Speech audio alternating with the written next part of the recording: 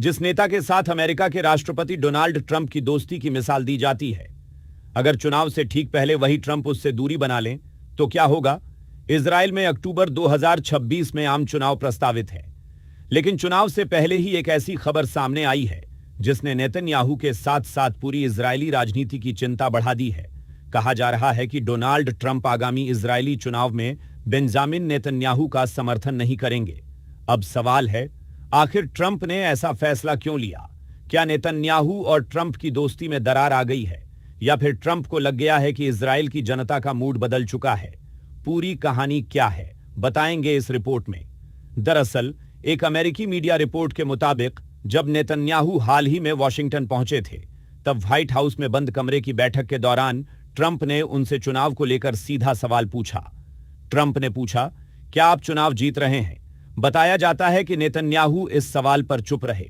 बैठक में मौजूद कुछ लोगों ने जरूर कहा कि नेतन्याहू चुनाव जीत सकते हैं, लेकिन नेतन्याहू की खामोशी ने बहुत कुछ साफ कर दिया, क्योंकि इजराइल में सामने आ रहे प्री पोल सर्वे नेतन्याहू के लिए राहत की खबर नहीं दे रहे।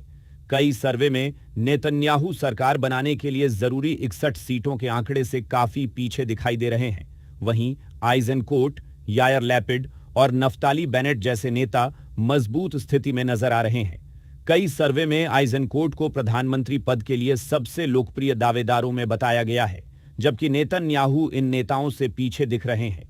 यानी जिस कुर्सी पर नेतन्याहू लंबे समय से बैठे हैं, उस कुर्सी पर अब कई दावेदार नजर गड़ाए बैठे हैं। और यहीं से ट्रंप की परेशानी शुरू होती है, क्योंकि अगर ट्रंप नेतन्याहू का खुलकर समर्थन करते हैं और चुनाव में नेतन्याहू हार जाते हैं, तो इसका असर ट्रंप की राजनीतिक साख पर भी पड़ सकता है।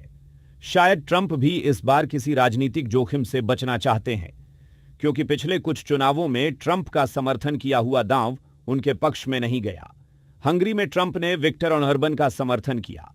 जेडी वेंस उनके समर्थन में प्रचार करने पहुंचे और ट्रंप का ऑडियो संदेश भी सामने आया, लेकिन ऑर्बन चुनाव हार गए। जर्मनी में भी ट्रंप ने एफडी का समर्थन किया, लेकिन वहां भी नतीजा उनकी उम्मीदों के मुताबिक नहीं रहा। कनाडा में भी ट्रंप को राजनीतिक झटका लगा।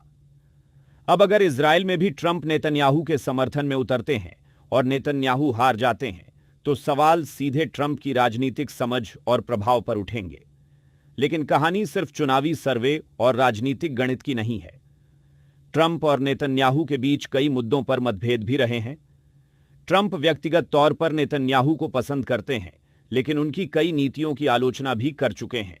एक समय तो ट्रंप ने बेहद तल्ख अंदाज में कहा था कि अगर वे चाहें तो बीबी यानी नेतन्याहू को बर्बाद कर सकते हैं। लेबनान को लेकर नेतन्याहू की नीति भी ट्रंप को पसंद नहीं बताई जाती।